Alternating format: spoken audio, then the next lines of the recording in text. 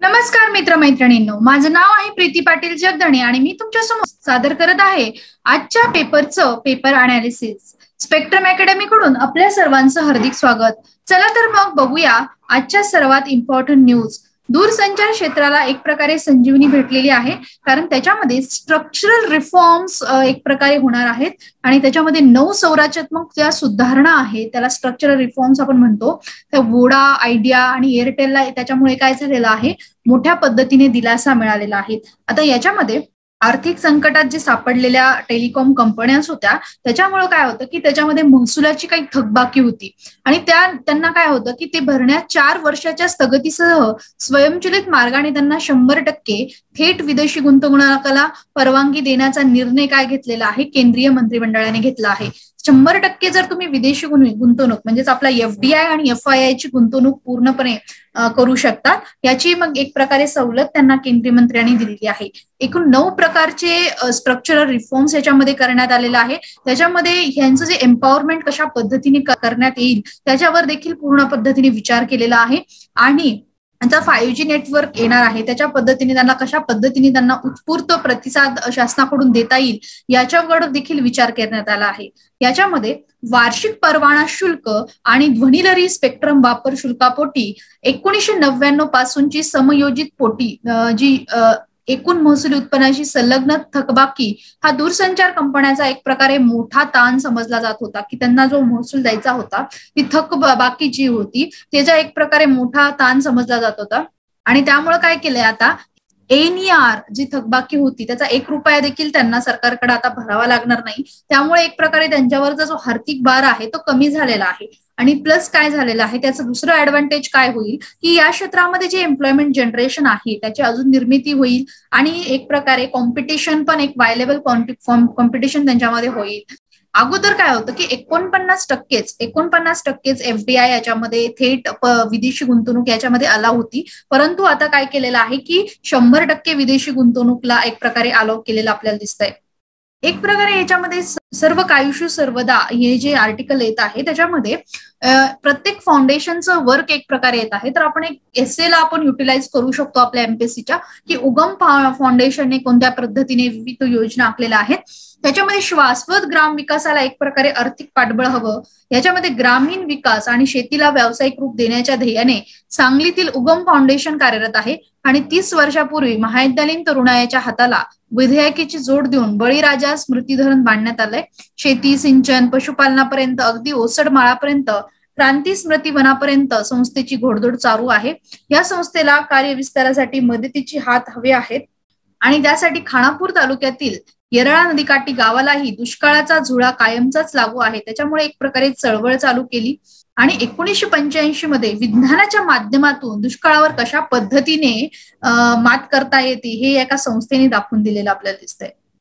Next important news आहे ती आहे की ओबीसी साठी लवकरच ऑर्डिनन्स काढणार आहेत. ऑर्डिनन्स काय आहे तर आर्टिकल 1, 2, 3 अंतर्गत ऑर्डिनन्सची संकल्पना आहे. स्टेट गव्हर्नमेंट मध्ये आर्टिकल 213 जे आहे आपलं 213 मध्ये आपल्याला अध्यादेश सापडतो. जर एखादा जे डिसिजन असेल ते पब्लिक इम्पॉर्टन्सचं असेल आणि त्याचा लॉ जर झाला नसेल तर गव्हर्नर अध्यादेश काढू शकतो राज्यामध्ये आणि केंद्रामध्ये प्रेसिडेंट अध्यादेश काढू शकतो. त्याच्यामध्ये ओबीसी साठी एक लवकरच अध्यादेश मिळणार आहे. त्याच्यामध्ये 50% मर्यादेत राजकीय आरक्षण देण्याचा मंत्रिमंडळाचा निर्णय राहील. याच्यामध्ये मंत्रिमंडळाने मंजूर केलेल्या अध्यादेशामुळे 50% मर्यादेचं पालन करून ओबीसींना स्थानिक स्वराज्य संस्थेमध्ये जे आरक्षण आहे ते लागू केलं जाणार आहे. तसेच अनुसूचित जाती आणि अनुसूचित जमातीला लोकसंख्येच्या प्रमाणात आरक्षण देण्याच्या घटनेची तूर्त आहे त्याला धक्का न लावता एक प्रकारे 50%ची जी मर्यादा आहे ती पाळली जाणार आपल्याला दिसते. नेक्स्ट इम्पॉर्टंट न्यूज आहे कोकणासाठी एक प्रकारे आपत्ती व्यवस्थापनचा आराखडा केला आहे. त्याच्यामध्ये आपण बघू शकतो की लँडस्लायडिंग असो किंवा भूसंकलनाने जागाच्या शोधासाठी तज्ञांची एक समिती बसलेली आहे. याच्यामध्ये वारंवार चक्रीवादळ अतिवृष्टीच्या संकटात कोकणाला जवळजवळ 3200 कोटी रुपये एक प्रकारे आपत्ती व्यवस्थापनासाठी दिलेले आहे. आताच आपण जस्ट पाहिलं तर तोक्ते चक्रीवादळने किनारपट्टी असलेल्या जिल्ह्यातील भरपूर नुकसान झालेलं आहे. त्याच्यामध्ये लँडस्लायडिंग वगैरे हे प्रकार तर घडतातच आणि अतिवृष्टीमुळे मोठ्या प्रमाणात शेतीचे देखील नुकसान होते. आता याच्यामध्ये काय करणार आहे की जिथं जिथं दरड कोसळतात तिथं तिथं एक प्रकारे जाऊन कशा पद्धतीने ही दरड कोसळणार नाही याच्यावर सुधारणा करण्यात येणार आहेत. नेक्स्ट इम्पॉर्टंट न्यूज आहे, अनुत्पादक प्राण्यांच्या देखभालीचा प्रश्न गंभीर झालेला आहे. फडणवीस सरकारच्या काळात वादग्रस्त ठरलेली जी खासगी गोशाळे आहे त्याच्यामध्ये आर्थिक अनुदानाची योजना शिवसेना, राष्ट्रवादी काँग्रेस आणि काँग्रेस आघाडी सरकारच्या काळात गेले 2 वर्ष कागदावरच आहे. आणि दुसरीकडे गोवंश प्राण्यांच्या कत्तलीवर संपूर्ण बंदीचा जो फडणवीस सरकारचा निर्णय मात्र आघाडी सरकारच्या काळात कायम राहिलेला आहे. त्याचा परिणाम काय झालेला आहे की राज्यात वाढलेले अनुत्पादक गाय, म्हैस, बैल, गोवंश प्राण्याच्या देखभालीचा एक प्रकारे मोठा प्रश्न आहे. आता हे जे आहे की एखादी गाय सपोज दूध देत असेल तर ते तिला काय झालेलं आहे की तिला सर्वजण सांभाळतात, परंतु जेव्हा ती एक प्रकारे तिचं एज जातं तेव्हा जे अनुत्पादित ज्या गाया असतात तर त्यांना एक प्रकारे सांभाळण्याचा मोठा प्रश्न असतो. त्यांना असेच कुठेतरी सोडून वगैरे देतात आणि त्या देखभालीचा एक प्रकारे मोठा प्रश्न झालेला आहे. आणि गोसंवर्धनासाठी त्यांची हत्या पण करू दिली जात नाही. त्याच्यामध्ये महाराष्ट्रात 4 मार्च 2015 पासून महाराष्ट्र प्राणी रक्षण अधिनियमानुसार गोवंश प्राण्याच्या कत्तलीला संपूर्णपणे प्रतिबंध केलेला आहे. म्हणजे आपण त्यांचं मीठ वगैरे पण विकू शकत नाही, त्यामुळे प्रतिबंध केलेला आहे. परंतु त्यामुळे शेती, ओझी वाहिनी, पैदाशीसाठी उपयुक्त नसलेले गोवंशीय म्हणजे बैल, वळू यांना कत्तलीवर बंदी आणली आणि संपूर्ण बंदी आणल्याने कालांतराने शेती, दूध याकरता उत्पादक असलेल्या गोवंशीय पशुधनात वाढ झाली. त्याचा सांभाळ करण्याची मोठी जबाबदारी कुणी पेलायची हा सर्वात मोठा प्रश्न आहे. त्याच्यामुळे 2017-18 गोवर्धन गोवंश सेवा केंद्र ही योजना सरकारने आणली होती. तर 2019 मध्ये राज्यात सरकार बदलले तरी फडणवीस यांच्या काळात घालण्यात आलेल्या गोवंश प्राण्याच्या कत्तलीवरील बंदी कायम असून गोवंश प्राणी मग जरी अनुत्पादक असले तरी त्याच्या कत्तलीचा विषय हा धार्मिक भावनाशी जोडला जातो आणि राज्यातील शेतीच्या अर्थकारणावर त्याचे दूरगामी परिणाम होत असले तरी क्षेत्रातील व्यावसायिकाची बंदी शिथिल करण्याची मागणीवर जोर देत आहे. त्याच्यामुळे काय आहे की पहिल्यांदा हे जे गाईचं मीठ होतं ते गाईचं मीठ एक प्रकारे आपण एक्सपोर्ट करत होतो, परंतु आता त्याच्यावर बंदी घातलेली आहे. आणि गोवर्धन गोवंश सेवा केंद्रांना अनुदान दिलं घरी असेल तरी ते पेपरवरच ती योजना आहे. आपण बघू शकतो की कित्येक गायी किंवा हे रस्त्यावर फिरतात आणि त्याच्यामुळे मॅन अॅनिमल कॉन्फ्लिक्टचे जास्त पद्धतीने प्रकार देखील घडताना आपल्याला दिसतात. आज 16 सप्टेंबर 2021 आज आंतरराष्ट्रीय ओझोन दिन. ओझोन काय आहे की स्ट्रॅटोस्फिअर मध्ये आपण जर बघितलं, स्ट्रॅटोस्फिअर मध्ये ओझोन म्हणजेच O3 नावाचा घटक असतो. O3 याच्यामुळे ओझोन वायूमुळे काय होतं की जे पण UV रेज आहेत, सूर्यकिरणाचे जे UV रेज आहेत त्याचं एक प्रकारे फिल्टरिंग होतं. ओझोन जे आहे ते एक प्रकारचा जो थर आहे स्ट्रॅटोस्फिअर मध्ये तो काय करतो की जे O3 मुळे जो UV रेज आहेत ते फिल्टर करून आपल्यापर्यंत येतात. म्हणजे जे सूर्याचे अतिदाहक किरणे आहेत ते आपल्यापर्यंत पोहोचू नये म्हणून ओझोन काम करतो. परंतु आपल्याला दिसलेच असेल की हायड्रोफ्लोरोकार्बन आणि असे अनेक जे विषारी वायू आहे ते पृथ्वीवर आल्यामुळे एक प्रकारे ओझोनचं डिप्लेशन चालू झालं होतं. आणि ओझोन हा किती महत्वाचा आहे त्याच्यामुळे वातावरण बदलाला देखील किती पद्धतीने होऊ लागतो हे याचा देखील अभ्यास झाला. त्याच्यापासून ओझोनसाठी विविध प्रोटोकॉल, मॉन्ट्रियल प्रोटोकॉल झाला, विविध समिट्स देखील झालेल्या आहेत. आणि मॉन्ट्रियल प्रोटोकॉलच्या अंतर्गत आंतरराष्ट्रीय ओझोन दिन आपण साजरा करतो. याच्यामध्ये वसुंधराचं संरक्षण, ओझोन कवच अखंड ठेवण्याचा संकल्प एक प्रकारे केला जातो. आता ओझोन थर विरळ झाल्याने काय परिणाम होऊ शकतात तर सूर्यापासून जी निघणारी घातक अतिनील किरण पृथ्वीपर्यंत पोहोचतात, त्यामुळे तापमान वाढ होते आणि एक प्रकारे क्लायमेट चेंज होतो. मानवाच्या त्वचेला कर्करोग, दृष्टीविकार असे आजार होऊ शकतात. निसर्ग, सजीवसृष्टी यांच्या जीवनसाखळीला एक प्रकारे धोका होऊ शकतो. म्हणजेच हा तर कुठं असतो की पृथ्वीच्या पृष्ठभागापासून 25 ते 30 किलोमीटरच्या पट्ट्यात असतो. म्हणजे स्ट्रॅटोस्फिअर, टोपोस्फिअर झालं की स्ट्रॅटोस्फिअर मध्ये असतो. ओझोनचे छत्र अखंड राहण्यासाठी काय केलं जातं तर जुनी वातावरणीय जी रेफ्रिजरेटर आहेत त्याची विल्हेवाट लावली जाते. नंतर दैनंदिन वापरातील जी साफसफाईची उत्पन्न आहेत, एअरसोलची, एअर फ्रेशनर, शेव्हिंग क्रीम, कीटकनाशने हे सुद्धा एक प्रकारे ओझोनला खूप घातक आहेत. त्यांना ओझोन फ्रेंडली उत्पादनाचा जास्तीत जास्त वापर करण्यासाठी प्रोत्साहित केलं जातं. आणि ग्रीन हाऊस वायूचे उत्सर्जन कमी करण्यासाठी सार्वजनिक वाहतूकचा, ई-व्हेकल्स कमी अंतरासाठी सायकलचा वापर केला जातो. आणि आपलं दैनंदिन जीवन जे आहे ते पर्यायस्नेही केलं जातं. हे आपण बघितलं आजच्या आंतरराष्ट्रीय ओझोन दिवस बद्दल. आता याच्यामध्ये आपल्याला माहितच आहे की कोरोनाच्या काळामध्ये ऑनलाईन शिक्षण असल्यामुळे ऍक्च्युली ग्राउंड लेवलला काय परिस्थिती चालू आहे की शैक्षणिक साहित्य पाठवले असले तरी 72% शाळा घरात स्मार्टफोन नसणारी 55% मुलं एका पाहणीत आलेल्या आहेत. दुसरीकडे 15 राज्यातील नमुना पाहणीमध्ये सांगितलंय की 37% ग्रामीण मुलांनी तर शिक्षणच सोडून दिलंय. आणि हा खूप गंभीर विषय आहे. एक प्रकारे चिदंबरमने आर्टिकल लिहिलेला आहे की कोविड-19 मध्ये आरोग्य क्षेत्रातील अभूतपूर्व अशी आपत्ती होतीच, पण मानवजात आणि जगातील कुठल्याही सरकारचे त्यावर फारसे नियंत्रण उरलेले नाहीये. हा विषाणूच्या उद्भवण्यासाठी आपण कुठलाही सरकारला जबाबदार धरू शकत नाहीये. आणि याच्यामध्ये त्यांनी एक प्रकारे शिक्षणाचा मुद्दा आणलेला आहे की कशा पद्धतीने राष्ट्रीय डिजिटल आर्किटेक्चर तयार केलेले गेले, शिक्षणातली दरी दूर करण्याचा प्रयत्न केला आणि आपली शिक्षणातली जी स्ट्रक्चरल रिफॉर्म्स आहेत ती आणण्याची एक प्रकारे गरज आहे. आपण बघू शकतो की कितीतरी लोक अजून देखील शिक्षणापासून वंचित राहतात, हे आकडेवारीनुसार त्यांनी प्रसिद्ध केलेलं आहे. आणि एसरचा रिपोर्ट म्हणजे अॅन्युअल स्टेटस ऑफ एज्युकेशन रिपोर्टमध्ये 2020चा जो रिपोर्ट आहे त्याच्यामध्ये त्याची आकडेवारी देखील त्यांनी मांडलेली आपल्याला दिसते. याच्यामध्ये कोरोनाबाबतच्या चुकीच्या माहितीचा सर्वाधिक जर प्रसार होत असेल फेक न्यूजचा, तो भारतात होतोय. भारतात कोरोनाबाबत दिशाभूल करणारी सर्वात जास्त चुकीची माहिती प्रसारित करण्यात येत आहे. आणि त्याच्यामध्ये prevalence and social analysis of COVID misinformation in 138 countries हा अहवाल सेज हा international federation library association and institution जनरल्सने प्रकाशित केलेला आहे. याच्यामध्ये जगातील 138 देशामध्ये 9,657 इतक्या माहितीचा संचाचा अभ्यास करण्यात आला असून त्याच्यात 94 संस्थांनी केलेली आहे. चुकीची माहिती पसरवण्यात आलेली आहे असा तपास करण्यात आलाय. सर्व देशात भारतात समाज माध्यमावर सर्वात जास्त चुकीची माहिती पसरवण्यात येते आणि त्याचे प्रमाण जवळजवळ 18% आहे. हे महत्वाचं कारण म्हणजे भारतात इंटरनेटची पोहोच वाढली आहे, त्यामुळे लोक समाज माध्यमाचा जास्तीत जास्त वापर करतात. त्याच्याच जोडीला इंटरनेट साक्षरतेचा अभाव म्हणून कुठल्या ना कुठल्या विषयावर विश्वास ठेवायचा की जागतिक आरोग्य संघटनेने म्हटलंय की कोरोनाबाबतच्या गैरमाहितीला कुणीही बळी पडू नये, त्यामुळे लोकांचं आरोग्य धोक्यात येऊ शकतं असं देखील त्यांनी माहिती दिलेली आहे. भारतात एक प्रकारे बळी पडलेल्या माहितीमध्ये भारत जास्त 1 नंबरला आहे, 2 नंबरला अमेरिका, 3 नंबरला ब्राझील आणि 4 नंबरला स्पेन अशा पद्धतीने नंबर आलेले आपल्याला दिसतात. आणि फेसबुकचं प्रमाण इंटरनेटमध्ये सगळ्यात जास्त गैरमाहिती पसरवण्याचं काम जे आहे त्याच्यामध्ये इंटरनेटच्या 90.5%, फेसबुकच्या माहितीचं प्रमाण याच्यामध्ये 66.88% एवढी फेक माहिती फेसबुकवरून बाहेर पडते. जवळजवळ 736 अफगाणी नागरिकांची भारतात नोंदणी करण्याची विनंती चालू आहे की याच्यामध्ये 1 ऑगस्ट ते 11 सप्टेंबर कालावधीमध्ये एकूण 736 अफगाणी भारतात नव्या नोंदणी रजिस्ट्रेशन नावाची नोंद केली.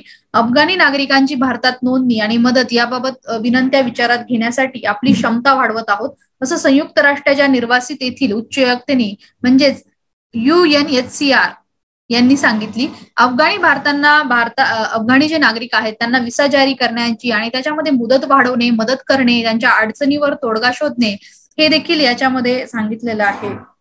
आता याच्यामध्ये UNHCR काय आहे तर United nations high commissioner for refugee, जे पण दुसऱ्या देशातील लोक पळून आलेले आहेत त्यांच्यासाठी ही संघटना आहे आणि यांच्यासाठी ही संघटना काम करते. आणि याचं आपण जे हेडक्वार्टर आहे ते स्वित्झर्लंडला आहे.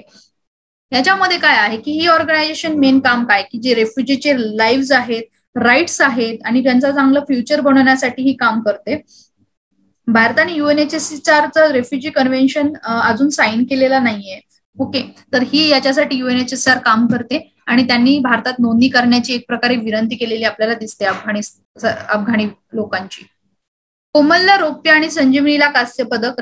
राष्ट्रीय अथलेटिक अजिंक्यपद स्पर्धेमध्ये महिलांच्या 5000 मीटर शर्यतीत महाराष्ट्रात कोलम जगदाळे आणि संजीवनी जाधव अनुक्रमे रौप्य आणि कांस्य पदक त्यांनी पटकावलेले आपल्याला दिसतात. चला तर काही PIBच्या इम्पॉर्टंट न्यूजवर आपण नजर टाकू. आता याच्यामध्ये 50th अॅनिव्हर्सरी जे आहे मेघालयाचं स्टेट त्याची एक प्रकारे सेलिब्रेट करत आहोत. आपल्याला माहिती आहे की मेघालय जे आहे हे नॉर्थ ईस्टचे एरिया आहे आणि याच्यामध्ये आपण बघू शकतो की मेघालयची जी असेंब्ली आहे म्हणजे आपण स्टेट रिऑर्गनायझेशन ऍक्टच्या अंतर्गत विविध स्टेट्स केले आणि त्याच्यामध्ये 1972 साली जसा महाराष्ट्र 1960ला क्रिएट झाला तसा 1972ला मेघालय क्रिएट झालाय.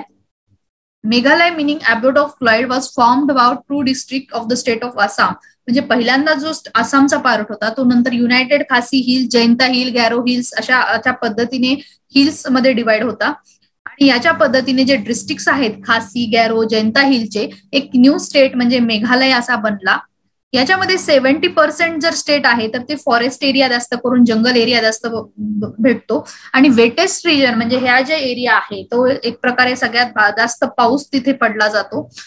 आता आपण बघू शकतो की 1960ला महाराष्ट्र फॉर्म झाला, गुजरात फॉर्म झाला, आंध्र प्रदेश 1953, अशा पद्धतीने 1972ला मेघालय फॉर्म झाला, हिमाचल प्रदेश 1971ला फॉर्म झाला, मणिपूर त्रिपुरा 1972ला आणि मेघालय सुद्धा 1972ला फॉर्म झालेला आपल्याला दिसतोय.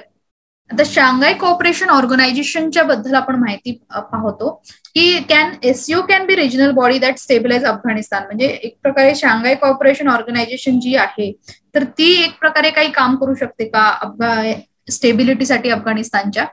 आता सध्या समिट होणार आहे एससीओची आणि एक प्रकारे एससीओ जी आहे म्हणजे शांघाय कोऑपरेशन ऑर्गनायझेशन एक परमनंट इंटर गव्हर्नमेंटल इंटरनायझेशन ऑर्गनायझेशन आहे, ती 2001ला क्रिएट केली होती. त्याचं चार्टर जे आहे 2003ला एक प्रकारे झालं आणि त्याच्यामध्ये ऑफिशियल लँग्वेज त्या एससीओच्या आहेत रशिया आणि चायनीज लँग्वेजेस आहेत. रशियन आणि चायनीज लँग्वेज एक प्रकारे ऑफिशियल लँग्वेज आहेत. आणि पहिल्यांदा 2001ला जेव्हा क्रिएशन झालं होतं तेव्हा कझाकिस्तान, किर्गिस्तान, रशिया, चायना आणि ताजिकिस्तान असे 5च त्याच्यामध्ये मेंबर्स होते. आणि 2001 मध्ये नंतर उझबेकिस्तान त्याच्यामध्ये इन्क्लूड झालं. आता 2017मध्ये इंडिया आणि पाकिस्तान देखील त्याच्यामध्ये इन्क्लूड आहेत. आणि शांघाय कोऑपरेशन ऑर्गनायझेशनचा फोकस हाच राहतो की ज्या non traditional security, counter terrorism जे दहशतवाद आहेत त्याला एक प्रकारे कप करणं हेच त्यांचं काम आहे. 3 जे मोठे आपल्यासाठी शत्रू आहेत टेररिझम, सेपरेटिझम आणि एक्स्ट्रीमिझम यांना कप करणं एक प्रकारे त्याचं काम आहे. आता याच्यामध्ये आपल्याला माहितच आहे की अफगाणिस्तानमधील जे फाईट चालू आहे आता सध्याची जी सिच्युएशन आहे, अफगाणिस्तान जर बघितलं तर 15 इयर पासून एससीओचा सदस्य आहे आणि 2012ला अफगाणिस्तानला ऑब्झर्व्हर स्टेटस देखील याचं भेटलं होतं. Kabul applied for full membership in this group. याचे जे मोठे इश्यू जे आहेत एससीओचे त्याच्यामध्ये चायनाचं सेंट्रलिझम आहे, चायनाचं एक प्रकारे डॉमिनन्स आपल्याला दिसतं आणि एक प्रकारे कॉम्प्रिहेन्सिव्ह पॉलिसी कोणत्याच गोष्टीची नाही आणि जे मेंबरनी न्यूट्रॅलिटी, प्रत्येकाची गोष्टीची न्यूट्रॅलिटी एक प्रकारे ग्रुपिंग नसायला पाहिजे. जे पण मुद्दे आहेत ते व्यवस्थितरित्या हँडल याच्यामध्ये व्हायला पाहिजेत आणि प्रत्येक जण आपला इंडिव्हिज्युअल इंटरेस्ट न बघता एक प्रकारे मल्टीलॅटरल इंटरेस्ट सगळ्यांनी बघितला पाहिजे. आणि एक प्रकारे अफगाणिस्तानच्या पीस साठी कुणाचा देखील कॉमन इंटरेस्ट असा दिसून येत नाहीये. याच्यामध्ये अनेक याचे मेंबर दुसऱ्या ऑर्गनायझेशन मध्ये पण आहेत. सेंट्रल सिक्युरिटी ट्रीटी ऑर्गनायझेशन ह्याचे काही मेंबर्स एससीओचे त्याच्यामध्ये रशियासोबत आहेत. युरोपियन इकॉनॉमिक युनियन मध्ये देखील त्याचे काही मेंबर्स आहेत या देशाचे. परंतु एससीओचं एक प्रकारे जे आपण पाहिलं तर ते आता स्टेबिलिटीसाठी एक प्रकारे जर सगळ्या पॉवर्स सगळ्या एकत्र आल्या आणि एक प्रकारे टेररिझम, एक्स्ट्रीमिझम आणि सेपरेटिझमला एक प्रकारे त्यांना कप करायचं असेल तर एक प्रकारे एक चांगला पर्याय होऊ शकतो आणि त्याच्यावर सगळ्यांनी एक प्रकारे न्यूट्रल वेने डिस्कशन करायला हवं. Partners in the Indo Pacific. आता याच्यामध्ये मलाबार नेव्हल एक्सरसाइज बद्दल बोलतायत की इंडियन डिफेन्स मिनिस्टर जे आहेत, एक्सटर्नल मिनिस्टर, यांनी एक प्रकारे 2+2 टॉक्स केलेले आहेत ऑस्ट्रेलियन काउंटरपार्ट सोबत. आणि ऑस्ट्रेलिया आणि भारताचे जे एक प्रकारे रिलेशनशिप आहेत ते दिवसेंदिवस सुधरत आहेत. त्याच्यामध्ये मेन कॉमन पॉईंट जर दोन्ही इकॉनॉमीचा बघितला तर एक प्रकारे व्हायब्रंट डेमोक्रेसी आपल्याला दिसते. एक प्रकारे इंटरनॅशनल ऑर्डर जर आपण बघितली तर डेमोक्रेसीवर बेस्ड आहे. कॉम्प्रिहेन्सिव्ह स्ट्रॅटेजिक पार्टनरशिप पण आपली साईन झालेली आहे आणि पीपल टू पीपल कनेक्शन देखील दिवसेंदिवस वाढत आहे. आणि इकॉनॉमिक इंटिग्रेशन जर आपण बघितलं तर high tariff on agri product in India. India as a high tariff for agriculture and dairy product साठी खूप जास्त टॅरिफ आहेत. And non tariff barrier in Australia. म्हणजे कशा पद्धतीने अजून टॅरिफ बॅरियर जे आहे, टॅरिफ म्हणजे काय की तुम्ही तुमचा माल जर आमच्या कंट्रीमध्ये येत असेल तर तुम्हाला आम्ही एक ऍडिशनल कर आपण चार्ज करतो. तर ऍग्री प्रोडक्ट्स वर जास्तीत जास्त जे टॅरिफ्स आहेत ऍग्रिकल्चरचे त्यांना एक प्रकारे ऑस्ट्रेलियन एक्सपोर्ट्सला एक प्रकारे त्यांना एक प्रकारे इन्सेंटिव्ह मिळत नाही. त्यामुळे त्यांनी सांगितलं की non tariff barrier in Australia. Indiana एक प्रकारे नॉन टॅरिफ बॅरियर फेस करतात आणि जे त्यांनी सांगितले की आम्हाला डिस्क्रिमिनेशन फेस करू नका, आम्हाला देखील कोणताही कर आमच्या एक्सपोर्ट्सला तुम्ही आकारू नका. एक प्रकारे इंटिग्रेशन होण्यासाठी आपण बघतो. आणि आताचे जे क्वाड फ्रेमवर्क आहे, क्वाड म्हणजे जपान, ऑस्ट्रेलिया, इंडिया आणि युएसए यांचं जे क्वाड फ्रेमवर्क आहे त्याच्यामध्ये देखील ऑस्ट्रेलियाचा समावेश आहे आणि त्याच्यामुळे देखील आपले रिलेशनशिप अजून स्ट्रेंथन होत आहे. नेक्स्ट इम्पॉर्टंट न्यूज आहे ती आहे पिलीभीट टायगर रिझर्व. आता ह्याच्यामध्ये पिलीभीट टायगर रिझर्व जे आहे 25th elephant from Nepal Shuklaphanta national park reached to tiger reserve in Uttar Pradesh almond month back. आता हे पिलीभीट टायगर रिझर्व जे आहे ते उत्तर प्रदेशमध्ये आहे. ही कशामुळे न्यूजमध्ये आहेत की 25 एलिफंट जे आहेत नेपाळचे शुक्ल फंटा नॅशनल पार्कचे, तर ते ह्या टायगर रिझर्व्ह मध्ये गेलेले आहेत. आणि याच्यामध्ये एक वेल फॉरेस्टेड डिस्ट्रिक्ट आहे उत्तर प्रदेशचा, त्याच्यामध्ये it is part of Terai arc landscape in upper Gangetic plain आहे. टॉल ग्रासलँड्स, स्वॅम्प ग्रासलँड्स याच्यामध्ये आपल्याला दिसतात. शारदा सागर डॅम देखील याच्यामध्ये आहे. आणि या टायगर रिझर्व्हना, पिलीभीत टायगर रिझर्व्हला एक प्रकारे फर्स्ट इंटरनॅशनल अवॉर्ड भेटलाय की डबलिंग टायगर पॉप्युलेशनसाठी यांना एक प्रकारे पहिला इंटरनॅशनल अवॉर्ड देखील भेटलेला आहे, पिलीभीत टायगर रिझर्व्ह उत्तर प्रदेशमध्ये.